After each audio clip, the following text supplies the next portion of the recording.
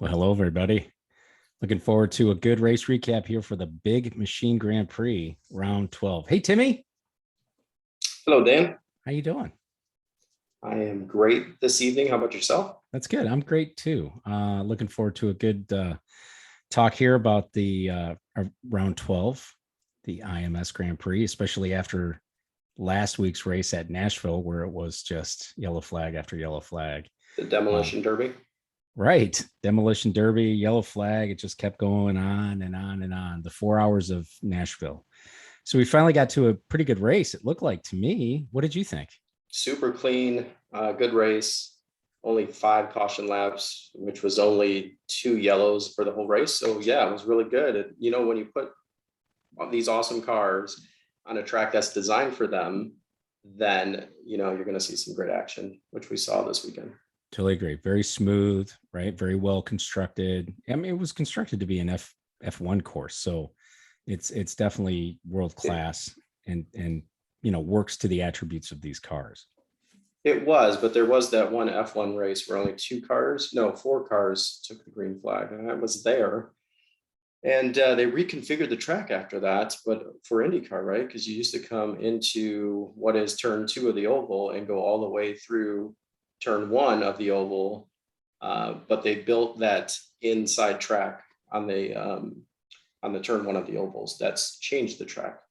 Right. That was the Michelin issue, right? Where Michelin shod cars boycotted the race, and only the Firestone cars took the green flag. Bridgestone? I think it was Bridgestone. Right? Yeah, Bridgestone. That's right. Yeah, that's right. yeah. Which they're one and the same, but yeah. Oh, you were there. That's cool. I was there, and it was almost a riot. People were not very happy that 4 cars took the green flag and the rest went in, or I should say, lined up for the lights that would go off for Formula One, and then the rest went in the pits and parked them.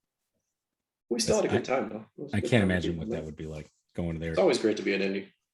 For sure. Totally agree. Great crowd, not only in the stands, but in the infield as well. When you take a look at that, there's 28 starters in this race. That's unbelievable. Yeah, that's really good. One of the healthiest race entrants for sure. When you take a look at how that is, it's really terrific for the series in general. I think, Roger Penske couldn't be happier, I imagine, with how this is going. The interest from around the world. I mean, Alex Albon was there this weekend. Roman Grosjean is having a great season by all accounts. And I think that the series is getting great attention in a very positive way. And things are definitely looking up. So there was a lot of talk about the number of starters in Nashville, but was it 27 or was it 29? It's 27. That's what I thought. So this was one more, but I didn't hear anybody really talking about the number of entrants. Yeah. Top Gun Racing is the one that put them up over where they were for Nashville. So yeah, and I think they got five or six laps in, maybe more. So Roger Penske couldn't be happier, I imagine, seeing all these entries and people coming in and a great race at his home track now. And of course, Who wins this thing? Willpower. Team Penske. Yes, sir. Yes. So I tried to look at the transcripts and tried to look at it. I don't know if I could find this, but you and I talked about this last week after Will pinballed off of everybody and made a spectacle of himself in Nashville. And we said it's definitely within Will's power to look at this. No pun intended. Right. Fun fully intended. To come into IMS and dominate. And he did not take pole, had a great weekend of qualifying, looked really good out there. Didn't take pole, but I mean, just won this race. I mean, took off in just typical willpower fashion, dominated, had a great race, had a great run, did everything he needed to do. This was not a shock to me, even after what he did last week.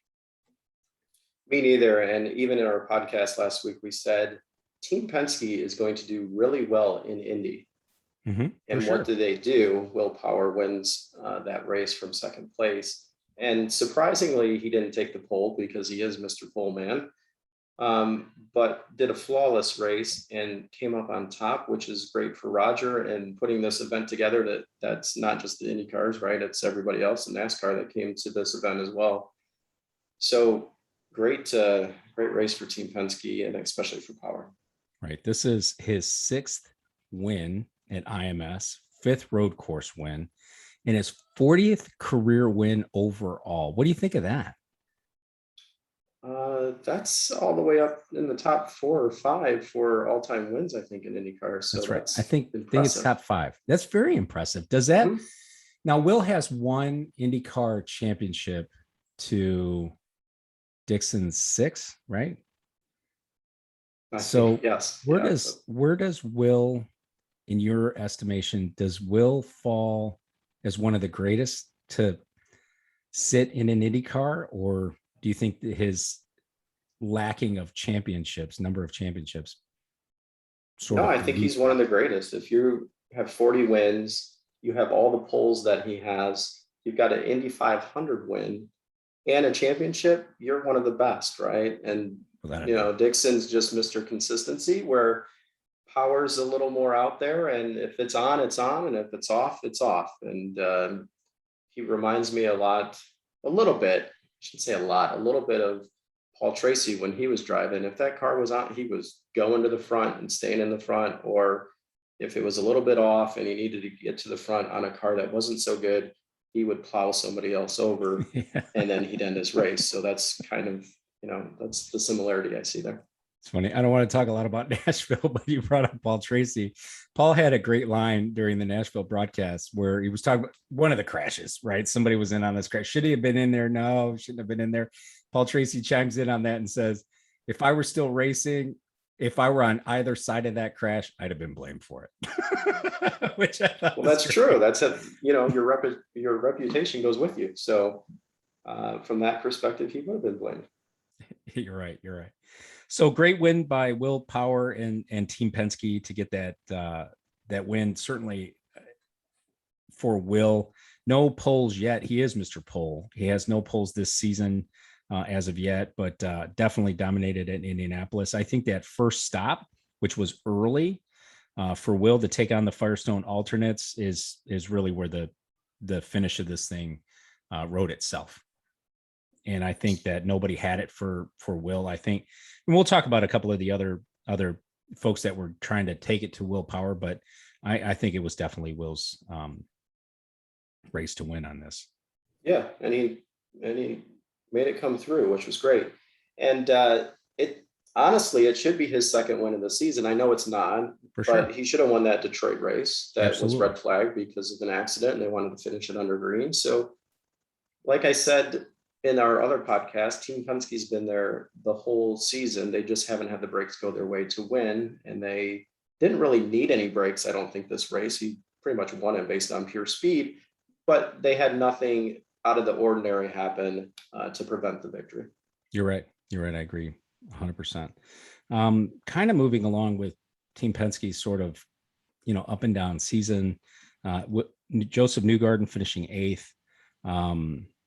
I don't know what to say here for Joseph. I don't think I've said it for the last couple of, I don't think he's going to make a run at the championship. Now I think it's definitely behind. He's 55 points behind Palou. I just don't think that's going to go on there. I think that there's a lot of pressing going on. I think there's a lot of pressing going on at Team Penske in general. I think there's a lot of pressing going on. I believe that for Power, and I believe that for Newgarden, both.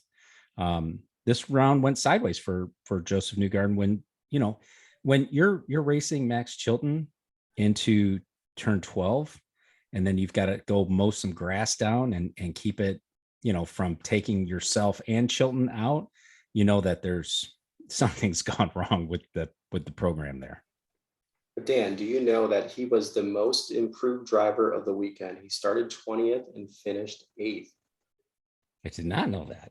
Yeah. So when you say he had a lot of side-by-side battles with others, but when you look at the driver that did the best, maybe they had a bad qualifying or what have you, he came through and picked up 12 positions to finish 8th. So in my opinion, it was a great drive by Joseph Newgarden, even taking out some of the grass. That's okay, as long as you don't put it in the wall, which, if you're at Nashville, you would have put it in the wall. But I give Newgarden a lot of props for what he did this weekend, given his starting position. And I think he's still in the run to win this championship, even 50 points behind. There's, several races to go. I know you do. I can't wait to see how that it turns out ultimately. Definitely, I'm rooting, right? Like you called out last week. I have a Team Penske license frame. I'm going to have that forever. I am a Team Penske, fanboy. I like the team. I root for the team always. I'd like to see how Joseph Newgarden finishes out. I think it's amazing that you do call that out, starting in 20th, finishing in 9th. I'm sorry, finishing in 8th place, and still had 4 wheels on the car, because he had to come through all of that and come through some of the back markers and some of the people who are really racing for their career, and still was able to finish out in that place. As far as continuing on with Team Penske, 16th for Simon Pagenaud. I think, Pagenaud summed it up on his own Twitter. Sometimes it just doesn't go your own way, right? From a broadcast standpoint, you didn't see a lot going on with Simon Pagenaud, and he led 7 laps. So where that went on, I have no idea. I didn't see it. And the car, how do you miss that car?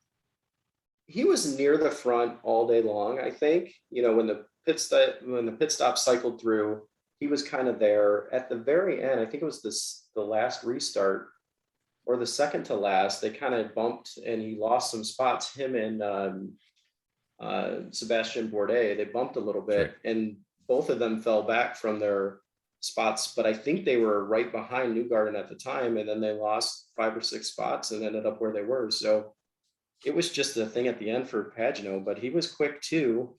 And he had the potential to have a good finish. It just kind of threw it away there at the end with Sebastian Bourdais. Right. Yeah, I agree with you there. I think, that was, and I don't think that was anything untoward or anything that was inappropriate. I think it was just hard racing, right? They're just going for that same piece of real estate. If you run over the back of Bourdais, you win the race. I think that's what his thought process was. Only if you're Marcus Ericsson. Only if you're Marcus Ericsson. Speaking of that sort of that crazy incident going on last week, Scotty McLaughlin gets airborne on like the first lap. He was coming through, pushed wide in that 7-8 complex and went full Duke boys, Hazard County over that curb, got all 4 wheels off the ground, skipped over another curb, almost took out Jimmy Johnson in the process, and just put himself out there. I think it's a new liveried car, right? The white and pink in that car, but it went sideways for him like almost immediately. Yeah, not my favorite livery. Not that it matters. Right. But, kind of plain. I thought you were going to say something about how good the chassis was again, since, I think if you get them airborne, as long as you put them back on 4 wheels, they stay together. I think it's worth saying. And you're right. You see these Delaras take a serious beating, getting in the air, what happened to Ericsson in Nashville, taking a beating like that and still being able to complete, all 85 laps on that. I think it's just an amazing job that the folks at Dallara did there. Where I think this went bad for McLaughlin was, he tangled with Rinus VeeKay with just a few laps to go. He was penalized for avoidable contact and sent to the back of the field on lap 79. So that's really what sealed McLaughlin's doom on that one. And he's still learning, which I thought his learning curve would have been shorter based on his experience. But yeah, me too. He's consistently, I believe he's been, the 4th driver on that team when it comes to speed and things of that sort. So he'll come around, but yeah, he had a rough race for sure. He did. And I think it's been a rough stretch for him. I think he started out with a bit more fanfare than that. He had a great race at Texas, right, earlier this year. So, who knows what next week looks like for him as they go to Gateway. I think that'll be a lot of fun. Second place, my guy. Who's my guy? I've been rooting for all season. The Phoenix, Roman Grosjean. Only a matter of time for Roman Grosjean. Did you see the end of that when his kids came out to see him when he got out of the car? No, I did not. Dude, I missed that. that's amazing. That is just that right there tugs at your heart, just makes you swell with pride to see this guy get out of that car and his kids are there and his wife is there to embrace him on this. I mean, just a wonderful time that he's having in this series, and I couldn't be happier for him. You are a sentimental guy, I so am. it doesn't surprise me you comment on that. I'm a bit of a softie. Yeah. All evidence to the contrary, but I am a bit of a softie if you peel back He the is layers the of the onion. best. I just realized it this week, watching this race. He can drive that car deeper in the corner before he breaks than anybody else in the series. I think that that's a function of his Formula One career, It's gotta where, be. yeah, where I think this breaking later and maybe, asking for a little bit more master cylinder, right? I'm just a cheesy soda pop salesman, so I'm not real sure a lot of the mechanicals of how this thing goes in, but he's able to maybe take on a little bit more brake where some of his competitors are not, because he came from Formula One. And when you can do that, I think that makes a big difference with how you're going to run these cars, because the premise of the IndyCar is exactly that, right? It's brake late and just mash the gas, coming out of the apex, and it's underneath you and you can take off. I think he's got that part down, because they don't have the power that the F1 cars have, and they don't have the instability that the F1 cars have. Mhm. So I think, I'm not saying it's easy for him, but I'm saying that I think his history and his background coming from Formula One kind of gives him a little bit more of a leg up, another Yep. pun intended, in this series. I And think, I was just saying he's the best at, going in that corner as deep as possible and not really locking them up, have a little lock up, but not enough to get yourself in trouble and make a pass. He did that on Herta on the final or second to final. I guess I should say the first yellow flag. So right. he was that was a great move to take second. It was outstanding, and outstanding by him. I think he's a great driver. I think also, right, he likes this track. He pulled here earlier in the year. First time he saw it. It's an F1 track, right? Say what you will about how it's set up or how it compares to other Formula One tracks. It's not stellar by any stretch, but it's an F1 track. So for him, it's a bit of a homecoming. Yeah, exactly. I know we mentioned it a little bit earlier about the F1 cars racing there, and that track was built for them. Yeah. So of course he's gonna shine, I think, and he did. I want to put this out here. I know we've talked a lot about the silly season. We're going to until everything is settled. So the prevailing wisdom is Roman's going to sign with Andretti and sit in the 28 car. May or may not have DHL signage on it, but given where he has been this year with Coyne, and Coyne is a good team, and seeing where he finishes against the likes of Hinch or even Hunter Ray, and the pass that he put on Herta, do you go to Andretti? Definitely. Yes, you go. You go to one of the big three teams if you have the opportunity. You don't pass that up. Obviously, the financials need to be right, which I think they will be, but I don't think any driver passes that up unless they've got multiple offers from the big three. Then you go to one of them that you think is at the top of their game right now. Right. I don't disagree Do you with you. pass it up, Dan? No, absolutely not. I think you definitely do it, because in this, in this career, you've got to take it when you can get it, and embrace every moment of it. And I think that's part of it, right? You're going to get into one of the top teams in the series, somebody who's been a top team in the series. That's, again, nothing to take away from the folks at Coyne, but, and Andretti is, best of the rest when it comes to, just behind Penske and Ganassi. So why wouldn't you go? Just putting it out there, though, is it right? Is it the jockey or is it the horse? When you take a look at what's wrong with Hunter Ray and the finishes that he's had over the last couple of seasons, and then certainly the finishes that Hinch has had this year, Is it the jockey or the horse? It's the jockey in this series because you have a spec-based series. It's the jockey, and obviously, if you're in one of the top tier teams, they would have the best setups if you were able to set up that car because there's multiple cars, number one, plus they have the data in it and the intelligence from past seasons and past races, obviously. So I think it's more the jockey now based on, how the cars are all the same. But I know there's some of the higher teams have different springs and things of that sort that they use. And so if they've got a good program doing that, they can get a better balance in the cars. So it's a little bit of both, but I'm leaning towards jockey for the 20th time. I think I've said it. Yeah, So. I don't know that I disagree. I just wanted to put that out there because I still feel like there's something there, right? Like you never know. So Ed Jones finishes out 14th. Didn't see much out of Ed in the Sebastian Bourdais Sealmaster Honda. Started 17th, finished 14th. Clean and quiet day for him. I think, just kept his nose clean compared to, last week. I mean, he had a great finish last week, but, just kind of got back to, I guess, reality or what have you, and just had an okay day.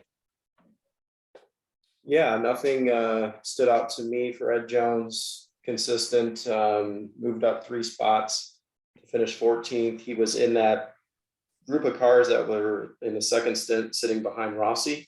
Mm-hmm. And he looked pretty good there. And, some of the cars got through past Rossi, but Rossi made them all pay at the end when you look at the final results. But he had something go off with the rear tires, I believe. But yeah, Ed Jones, clean day, finished, I guess, where you would expect him to finish, in my opinion.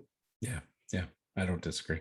Cody Ware, double duty this weekend, continuing his tryout, I guess, for an IndyCar ride, perhaps with Coyne or with somebody else who might be looking to expand.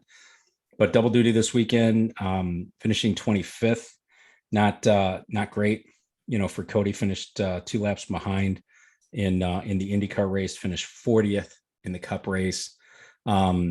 I don't take anything away from Cody, so don't at me with with comments that I'm bashing Cody. I'm not. He's just not a road course driver. I think he's a short track driver. I think just geared for that. So I didn't look to see if he's going to be on next week's entry list for Gateway, but I want to see him on an oval. I want to see him do some other things. I think that's incredibly fair for him. I mean, we saw him in the SRX race. He had a fantastic run there with champions at all levels, and really did a fantastic job there. So, yeah, and he finished 20th in Nashville, so he fell back a little further in this race here. Right. But can I talk about NASCAR drivers for a second? Just 1 second. Of course you can. It's your show. If they show up with their soda in their hand or their drink on every interview, it's one of the drivers just showed up double fisted with their Monster drinks, and I was like, wow, that's pretty bold. They try to make it look like they're drinking that stuff. We'll call it soda or pop or energy drinks, and then they they take a little sip there at the end. So yeah, they might be. It may come to IndyCar one day. If it does, I'll have to work through that. But anyway, I just wanted to make a comment about. I do seem to remember that when Eddie Cheever and Tomas Schechter were in IndyCar with the Red Bull sponsorship, I remember that their water bottles were Red Bull branded, and they had the Red Bull cans and all that stuff. I think it just goes along with it. I haven't seen Bubba Wallace with Dr. Pepper can, but I'm sure it's out there, right? Yeah, I'm sure it is. Dr. Pepper sponsorship. So it is what it is. These guys, these companies pay millions of dollars for that brand exposure. So asking those guys to hold a red can or, the can with the big scrolled M on it, or the Dr. Pepper can, then, that's what we're going to ask them to do. So I just wish it wasn't so scripted. That's all I ask. Make it look a little more organic, right? Oh, hey, can you mind if I grab one of these? Oh, it's delicious. Yeah, exactly. Yeah. Moving on, Andretti team, 3rd place for Hertamania 2.0. I would suggest that in addition to Grosjean, I think Herta was the only other driver out there that could really bring something to Will Power. His laps led speak to the contrary of that. He only led 2 laps, but as he normally does, it's commonplace these days with Herta to be running toward the front and being chased down by Roman Grosjean or Alexander Rossi, somebody like that. I think it's very commonplace these days to see that. Yeah, and he was really good all day. Like I said, he got passed by Grosjean there at the start of the first yellow flag. And then, he passed O'Ward at the beginning of the race. So he was pretty racy. And we expect him to be racy. So he did a great job. He did a nice job. Now, later on in the race, right around lap 50, Will was leading this. He had about a 9.5-second lead over Colton. And he being Will, was riding up on James Hinchcliffe. And maybe there was some gamesmanship going on there where Hinch might have been holding up Will. But if Will was really that much faster than Hinch, he should have been able to pass him somewhere, in my opinion. But was Hinch holding him up? And was he holding him up because his teammate was chasing down Will Power? I think it's yes on all. I think he was being held up. I think it was being done on purpose. But it's also Will's responsibility to get close enough to make the pass, and he was never close enough. So it didn't really warrant Hinch pulling over and letting him by. So I agree with that. I look at that, Hinch is trying to protect his spot on the lead lap, because if he goes down and there's a yellow, then he's back in the pack. So if there was a yellow, Hinch gets to go all the way around and obviously join at the back of the field. So I don't think anything was done wrong or anything was malicious there. Will just needed to be a little quicker in dirty air, which he was super quick in clean air, and couldn't make that pass because Hinch was at least fast enough to keep him back there. Yeah, I agree. I think it was a little bit of that. I think it was gamesmanship. I think it might have been some team orders, some other things going on there. But I agree with you. I don't think that Will was ever close enough or pushing hard enough or knocking on the door loud enough that it would have made any difference to what what Will had going on and what Hinch was doing ahead of him.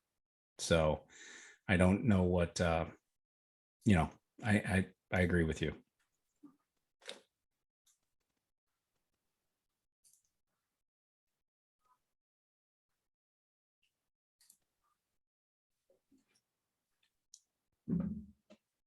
I'm here. All right. Fourth place at Alexander Rossi. I think, another good race by Alexander there. He mixed it up a lot, it seemed like to me, with Jack Harvey in almost identical cars. I love these two. What is it? These two Sirius XM Auto Nation cars running around with the pink like that. Did you see Alexander Rossi FaceTime Will Power during Will Power's presser? No, I missed that. Awesome. Awesome. Because only Will Power would actually answer it and start talking to Alexander Rossi while he's sitting on the on the rostrum talking to the press there, and he takes this call. I thought that was awesome. I also think it's pretty cool by Alexander, who would, surely he's got to know that Will's up there doing his presser, right? So he decides to call him at that time. It's crazy. I think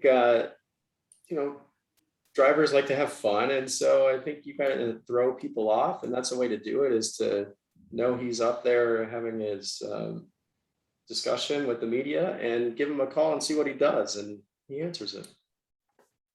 It's funny too, because Will's question to Rossi was, "Did you have another bad race?" And he's like, "Oh, that's good." He finished in fourth place, so that was good. Yeah. Moving down the Andretti stable here, Ryan Hunter-Reay got knocked out by Sebastian Bourdais with about 12 to go.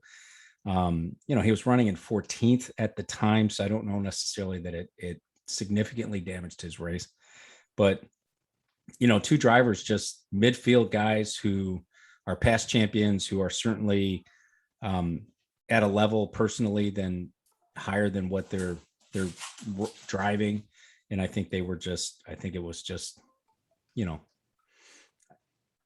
avoidable maybe, but this is what we, are looking for from drivers of that stature.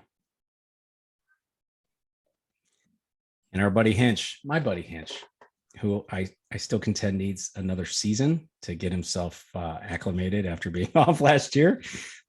Finished in 22nd. Unfortunately, Hinch's weekend is defined thus: SLOW.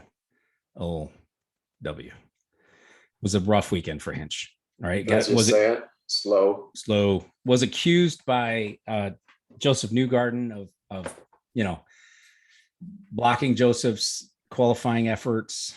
He was saying he was slow and he can't help it, etc. I thought that was horrible. I don't know how they missed on this setup so bad when you take a look at it. And this kind of leads me back to what I was saying about Andretti and the horses versus the jockeys. But was Hinch holding up Will Power? We both agree he probably was, but Power wasn't really up to being able to make any kind of effort to get around Hinch in that area. One thing for sure was Hinch just was off this weekend. I just think it was just a bad off weekend for James Hinchcliffe. I just hate to see that. Expect better out of the 29 car and, hope for better things out of that 29 going forward. So. Yeah, I think so too. He, like you said, I don't know how they missed the setup that bad. I don't know why he was where he was with speed. Maybe something else going on from a mechanical standpoint, but yeah, it was not the best showing for James Hinchcliffe. Right. So I hope better things for him. I think it's pretty certain that he's out of that ride at the end of the season. But it was a good result last week. It was a crazy race. I think sometimes you do need a little bit of luck. Sometimes you need to be good. Sometimes you need a good car underneath you, and sometimes you need all three. So, and right now, and when you look at fastest laps in the race, sorry, Dan, I just talked. No, you're good. But when you look at fastest laps in the race, he was 25th out of 28th for the fastest single lap around. That just feels like a missed setup to me, as opposed to just out of his depth. It just feels like a missed setup to me. I agree. Yeah. Moving on, Arrow McLaren, 5th place, Pato Award. Pato needed this. All right. He needed this. He needed the pole. I think he needed a good run this weekend. And I think 5th place was a very good run for him this weekend. He slipped in the championship to Dixon after his 5th place here. And after the unfortunate race that Scott Dixon had this weekend, he was able to reclaim 2nd. Clean finish, ran in this top 5 most of the way, with the exception of some of the cycling through some of the stops. Had a nice scrap with Alexander Rossi coming out of the yellow from Pelot's blown engine. Liked to see that, right? I wish they had kept the livery from last week because I love the livery in Nashville. But, that's neither here nor there, I guess, how you look at it. But I think Pato had a this weekend that he needed. And I think that, we'll see how he does at Gateway. But, the rest of the season, the final 3 races are all these permanent road courses. So I'm expecting great things out of him. I don't see Pato coming up and stealing this championship from Pelot, but I think he's going to keep it interesting. Yeah, I think so. And I think it's a learning step for him when it comes to tire wear and understanding tire wear. And I think that's where he's at, is trying to figure that out.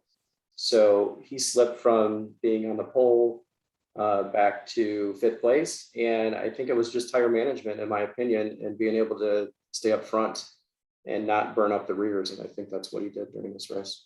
Yeah, I agree with you there. I think it was bad tire management. I think he couldn't do that. I think his pit stop management wasn't great. And I think that's what allowed Will to do the undercut and get around him. And then just, it was Will's race to win at that point. But holding on for 5th place was good. I'm glad you mentioned the livery, because when I saw it, I knew you were going to be disappointed that they changed it from last week. And so when I saw that, I was like, oh, this is going to be a topic, because last week was really awesome, as we both mentioned, as you brought up. And then this week they were back to their original livery. So I'm not sure why it was special for Nashville, maybe because it was the inaugural event, but hopefully they bring it back for Gateway. I agree. I'd like to see that livery return. 13th place for Felix Rosenquist. An unremarkable race for Felix. I don't, not much really to put out there for him. I Solid. love the Swedes. So do I. So So do I. yeah, so he finished 13th. That's okay. I'd like to see him not banging wheels, but up there with Award and being as competitive as Pato, but he hasn't been. So I think he's got the opportunity. He's going to be there next year, right? So Mm-hmm. they're gonna they'll figure it out. I think he'll be quicker and quicker as he gets more time in that seat there. He seems to be a super nice guy, which probably means he's more of like a Scott Dixon, where he's going to be calm, cool, and collected and calculating. He isn't going to come tearing through. He isn't going to be a Paul Tracy. He's not going to be, a Pato Award even. He's not going to be a Will Power. He's not going to go bumping and banging and beating on people and coming through like a freight train. I think he's going to run a very smart race. And I think that's what his career is. I just think it just didn't work out for him here on the IMS road course this weekend. Yeah, I agree. Like he started, I'm looking at this correctly. He started in 19th, so he's picked up 6 spots in order to finish in the 13th position. So he did well. He stayed out of trouble and had a good finish. That's right. Meyer Shank, Jack Harvey, finishing in 6th place. I think that was a pretty good finish and start by Jack. Jack started in the 7th position, finished in the 6th. Had a couple of good scraps out there, like I mentioned, with the Andretti Autosport cars, particularly Alexander Rossi, who I think he found himself around. Right, Rossi finishes out in 4th. They were always in the vicinity of each other, so that's not a surprise. And Jack didn't veer too far from where he started, so I don't think you can necessarily ask for anything better than that. I think where I'm scratching my head is this 21st by Elio Castroneves, who I think we would always expect a little bit more out of Elio in all situations. He started 23rd, finished 21st, so that was some swing at the setup that just didn't click. Yeah, and I agree with you on both accounts. Except I think Harvey's race was outstanding for him because it always seems they've been qualifying well, and then they've fallen off, whether it's pit stop strategy or what have you. But he was good, really good. He was good. And I think he is good. You don't own the stock that I do in Jack Harvey. I'm high on Jack Harvey. You know that. I'm a buyer on him. I think he's going to be a star in this series. And he was quick. He had the 4th fastest time of the race. So he was up there. He finished, as you mentioned, in 6th, but he was good. Congrats to Jack Harvey. Elio, I would expect more, but given he's just getting back in the car, he should, in my opinion, being who he is, he should be more than 21st, but maybe they're putting that second team sort of together and the crew and everything else. And like you said, they had to miss the setup. Yeah, they just took a swing at it and missed. It was just a whiff by them. Rahal, Letterman, Lanigan Racing, Graham Rahal, another good result by Graham, finishing out in 7th. I think for Graham, this race started and ended in qualifying for him. And I think that's been the story for this team and for Graham Rahal for several seasons. I think, you're going to start, there's a couple of examples in here where, people have proven me wrong, but I think overall, as long as we've been watching IndyCar, I don't think you can start consistently in the teens and really expect to compete for podium or wins. Graham started in 16th here. He finished in 7th. He passed a lot of cars, had to keep passing cars. And I just think with the level of competition in the series today, throughout the grid, up and down entirely, you can't qualify in the mid to high teens and expect to challenge for wins.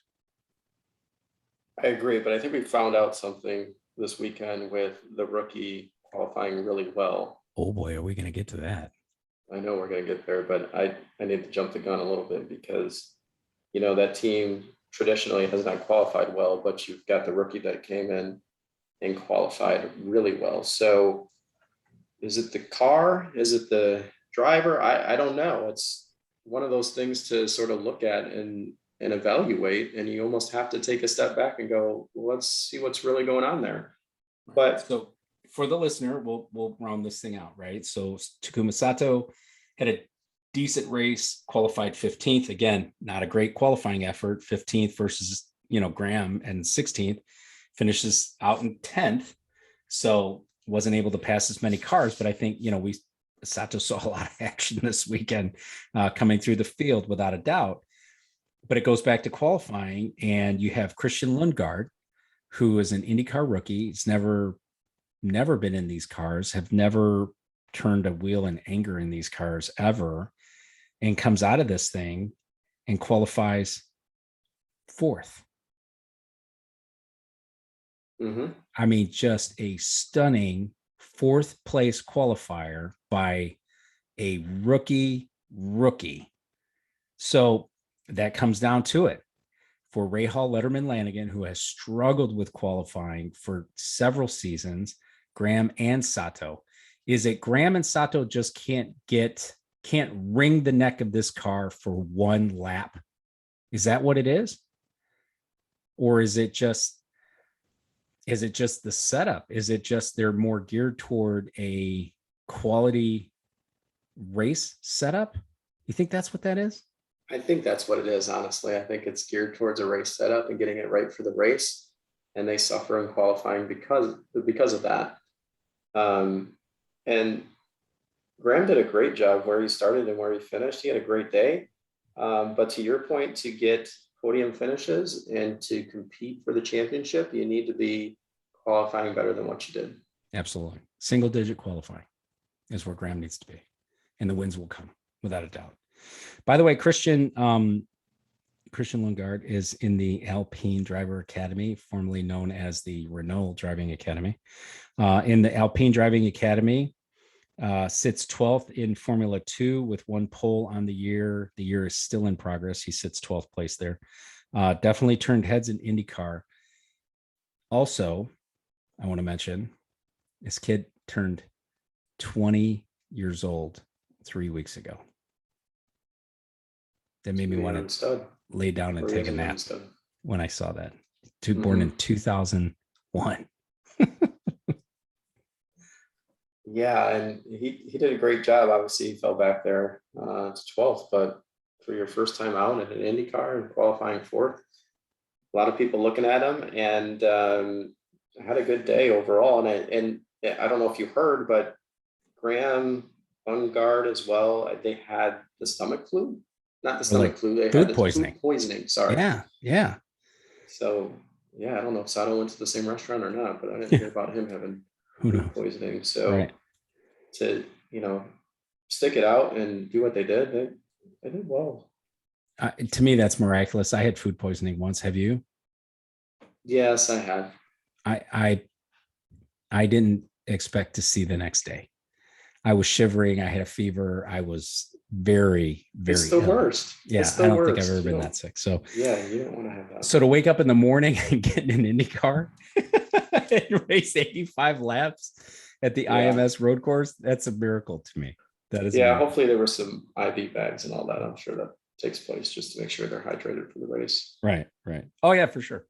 Yeah. And then Graham had the One Cure sponsorship this weekend. I got to give it to their PR team and their sponsorship folks for bringing sponsors on and really being able to do the 3 cars that they've done this year. So it seems like they've got their ducks in a row. And between Bobby and Graham, I think they, speak well about the sport. Super intelligent people, and they're able to sell sponsorship to these different companies that come in. So, my Jack was on Lundgaard's car, obviously Sato's, but they also had Hy-Vee was on that rear wing, and it was Mhm. even in Graham's car on the Summit. Yeah. Yeah. I think the package of sponsorship that Ray Hall, Letterman, Lanigan have been able to put together over the last few seasons is great. I mean, they had, the Steak and Shake, and they have, United Rentals, and they got Hy-Vee, and they've got, this one cure. They've got a different, a very diverse set of sponsors coming through here. And I think that they're giving their sponsors a pretty good exposure with what they're looking for. I think they do a nice job.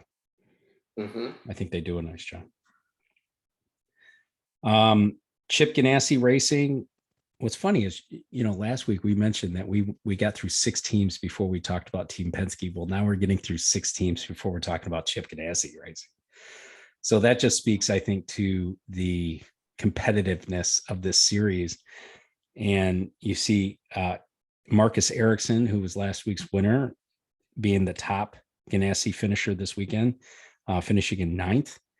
Didn't have the pace or the luck to pull out of an 11th place start on the grid. Did you see this stat, though, with Marcus Ericsson, where he has scored more points this season than anyone on road and street courses?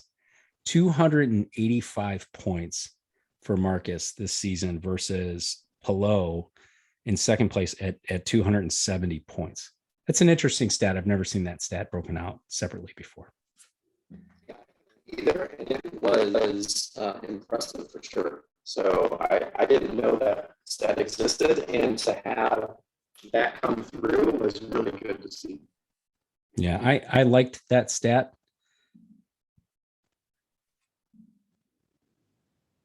I like this stat that talks about how many points that Ericsson has versus the rest of the field on road courses and street courses. He has the most, 285. So I like that. I like that stat. I think it's a little more interesting than the warm-up placing. You think it's more relevant than how they do in morning warm-up? I do.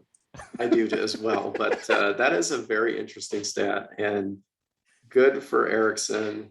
Shows he's a winner. Obviously, he's won some races, a couple this year, and he'll do well staying in that Chip Ganassi Racing vehicle. We'll call it that. Essentially stays there. Yeah. Dixon finishing 17th in a very Chip Ganassi, Scott Dixon fashion. I think, Scott was able to pull out a 17th place finish after qualifying in 26. Did you see any of that qualifying by any chance? I did not see any qualifying. I had a busy weekend, so I missed it. Right. Scott had a tough qualifying. He was coming through very aggressively in that early midfield section right before you come back out on the south chute, so to speak, and just bounced off the corner, came in another apex, the wrong sort of apex, and was trying to grind it up, ended up spinning it, pulled the clutch, rolled backwards across the start finish line for his time. So, very lucky not to collect anybody, very lucky not to lose his time by causing a yellow flag, but it was right at the end of that session. And, I think very lucky for Scott there, or unlucky, I guess, however you want to look at it. But, so 17th for Scotty, 19th for Jimmy Johnson. To me, this is kind of a quasi year 2 round for Jimmy, as this is his second visit to the IMS road course. I would say this is where we finally saw the improvement that they've been talking about with Jimmy Johnson and all the talking heads on NBC and everywhere else. I think we finally saw it here. I've said it all along. I'm anxious to see year 2 performance. He's got the equipment and the heart to compete here. I think year 2 is where it all is. So if this is the quasi year 2, he finished out in 19th place, definitely an improvement. But based on the fact that 3 of his teammates are in the top 5 in the championship, it's got a long way to go. He does, but he did a nice job this weekend, kept the car clean and brought it home with a, decent finish for Jimmy Johnson. And, I saw him talking to, I believe it was Robin Miller, about coming to Indy and doing the 500. So I think he's going to, as we spoke before, he'll come and do some of the ovals, and he'll do well.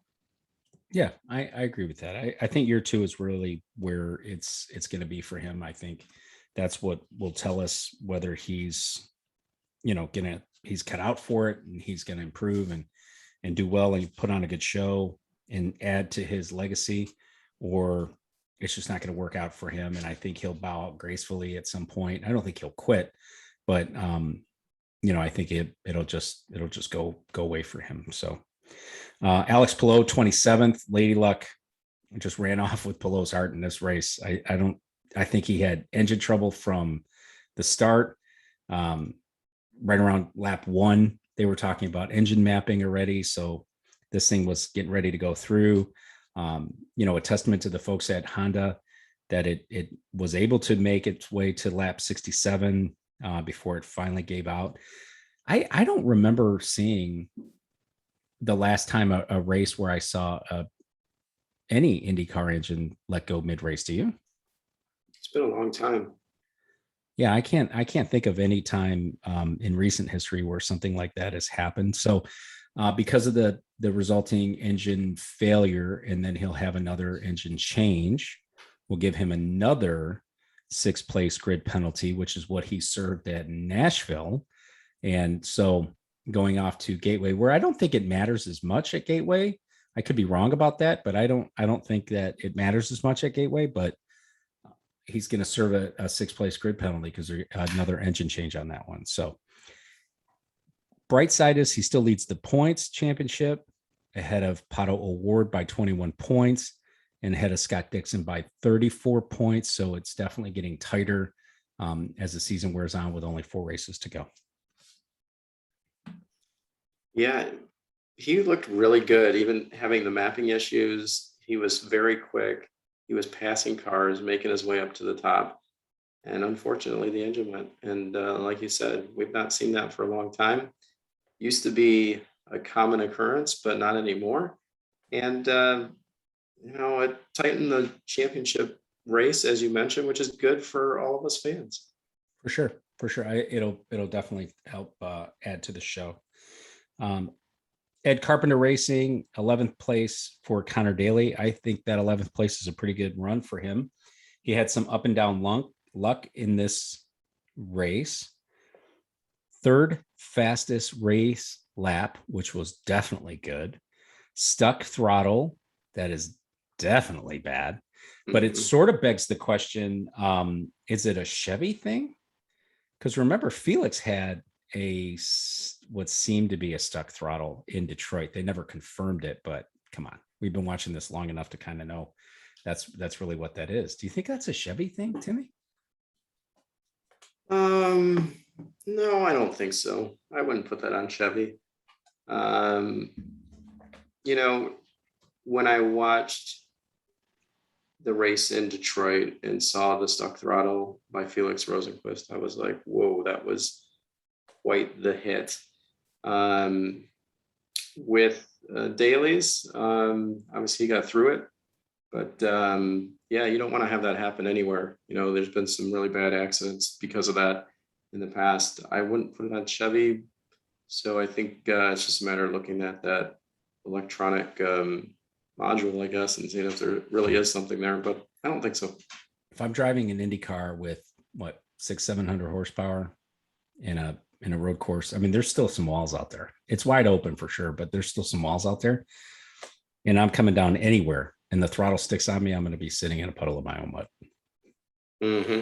Yeah, it's not a position anybody wants to be in. So if there's some major issue, they need to get that corrected real fast before someone's really injured. So I did lie to you when I said I didn't look at a lot of practice times, but I had to see how my guy Renus VK was was practicing in the season or during this weekend. Renus finishing out in 24th place. I think it's just a string of bad luck for Renus. I mean, we had high hopes going into this race. He was an IMS road course winner earlier this year for his first IndyCar win. So definitely expected big things for him. Practice 1, he was 2nd. He qualified 9th, and he was 17th in the all-knowing warm-up session. which tells me Ed Carpenter Racing went sideways somewhere.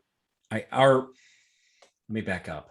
I don't think this was a sideways setup thing. I think this was just something more. Could have been something wrong with the car. There could have been something else there. I heard a couple of guys, Ryan Hunter-Ray for one. I heard Pato O'Ward for another, hit these IndyCar or Indy road course curbs. And man, is it jarring. I mean, it was loud on the in-car camera. So, maybe it was a situation where Renus might have damaged his under tray and just didn't notice it. Maybe the team didn't pick up on that, or they were just trying to get through it. I don't know, but it seemed more than just by Scotty there at the end. Yeah.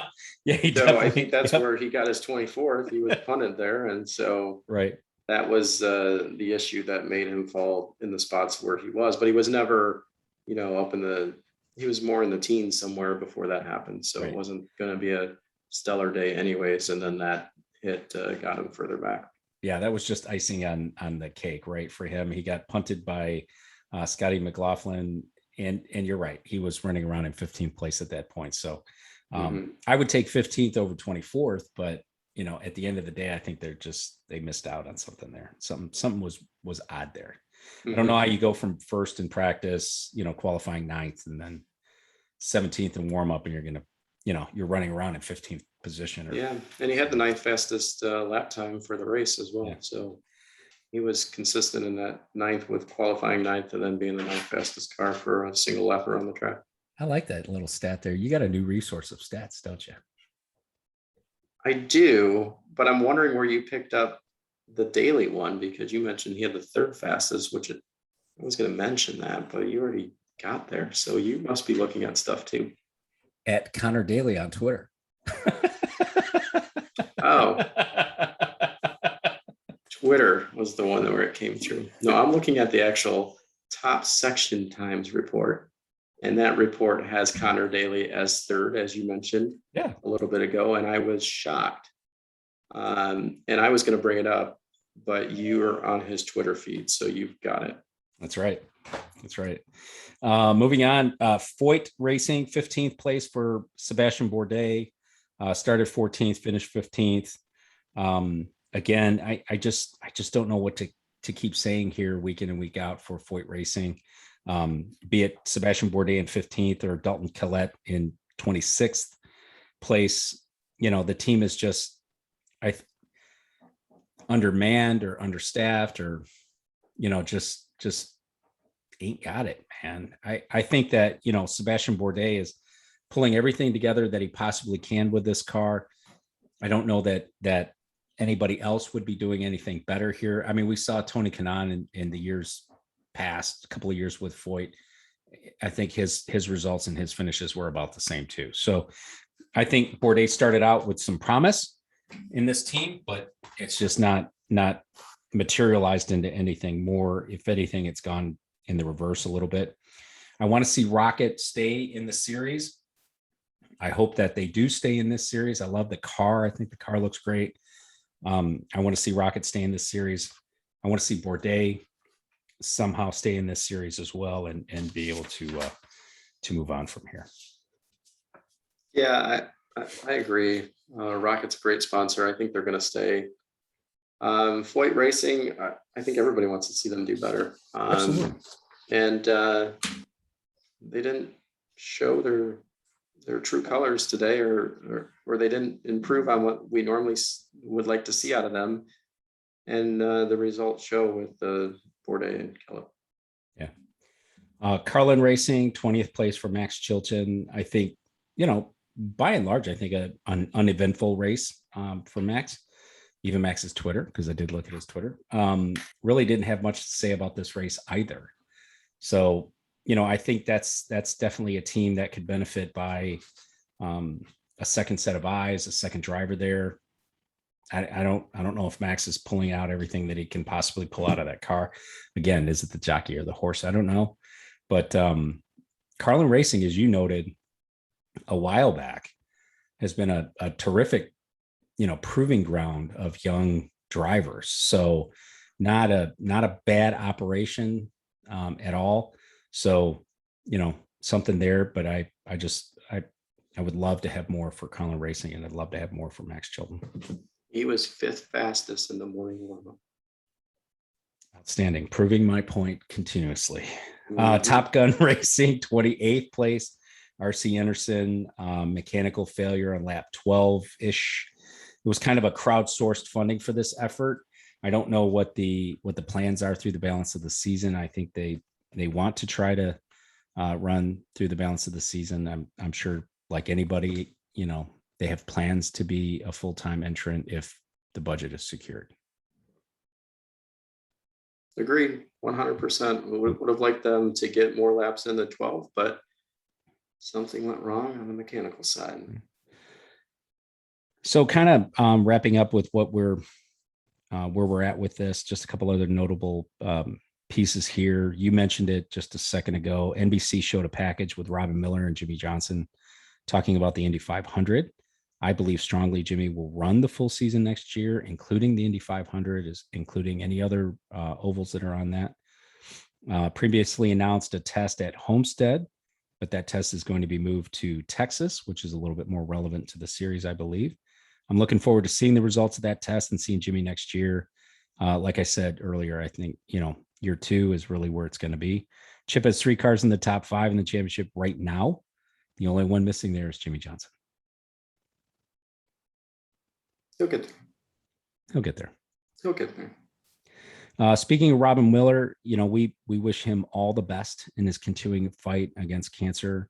I, for one, have always admired Robin Miller. I really, really have.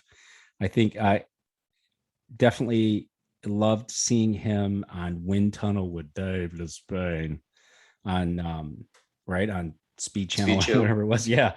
And then he moved over to the NBC broadcast. He just tells it like it is. And I love that. I think no point in beating around the bush or sugarcoating it. I think in a lot of ways I live like that. I sort of take that same approach in a lot of ways. But I think more importantly than anything, I think his contributions to IndyCar media and awareness is immeasurable. Yeah, I hope to see him around for a lot longer. So happy to see he was inducted into the Hall of Fame. So that was good to see, and good to see him out at the track and interviewing drivers as well. So inducting him into the IMS Hall of Fame, I would say, about damn time, right, for everything the guy's done for IndyCar and will continue to do for IndyCar. He's an IndyCar treasure, that's for sure. I liked this weekend sharing the spotlight with NASCAR, which I thought was very interesting.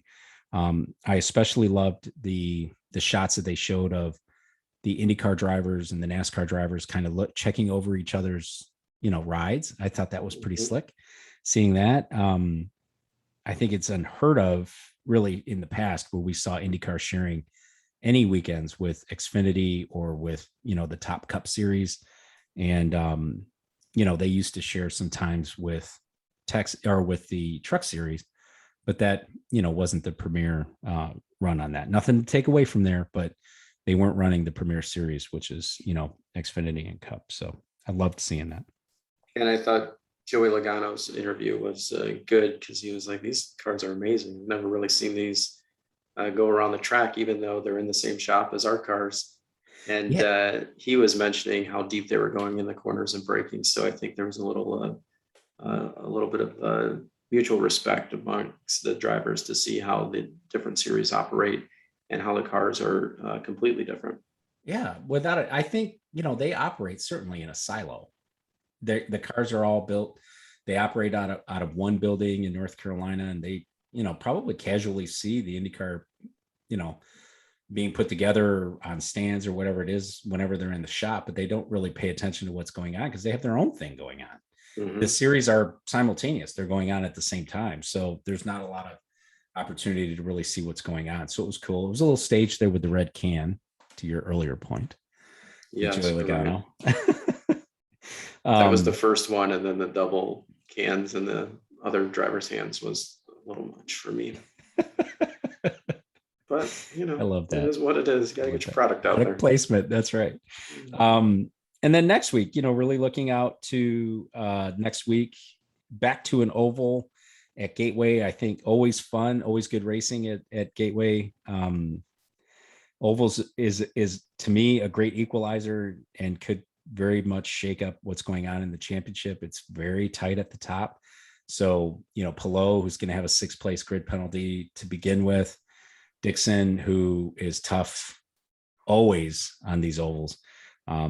I think, and we'll see some other folks out there too. We'll see Roman Grosjean getting ready to turn left at Gateway, which should be interesting. So I'm going to go out on a limb maybe and say that a CGR prepared car will be in victory lane Saturday night. What do you think? Must be a really big limb, because that's not really going out on a limb. That's That's a very stable limb. Yes. So you have Chip Ganassi Racing prepared car winning that. I'm going to go with I'm going out on a different limb, and I'm going to Andretti and Andretti Autosport, and they will have one of their drivers in victory lane. You don't think that Team Penske, which will be Rossi? Whoa, I like it. He named somebody. All right, you heard it here, listeners. We'll see what it looks like after next Saturday night. So finally here, I just want to give a huge shout out to social media and the global footprint it can bring. Met in quotes an individual by the name of Christian Jensen in an IndyCar fans group. I shared a link to our little show here, and Christian shared a link to our show in a Swedish forum that yielded 29 downloads in Sweden. I was completely rocked by that. I thought that was totally awesome. So I just want to say thank you to Christian, and I want to say thank you to our listeners in Sweden. So I hope you do come back and listen to our little show here, and hopefully you give us some reviews and tell us how we're doing one way or another. Yeah, and I would just want to say thank you as well. So thanks, Christian. Appreciate that. And thank you to all of our listeners across multiple countries, as well as obviously here in the US. So thanks for tuning in and listening to Dan and myself. Yeah. So looking forward to doing it again next week after Gateway. And, thank you for tuning in tonight, and we will catch you in a week in the same spot. See y'all. Thank you.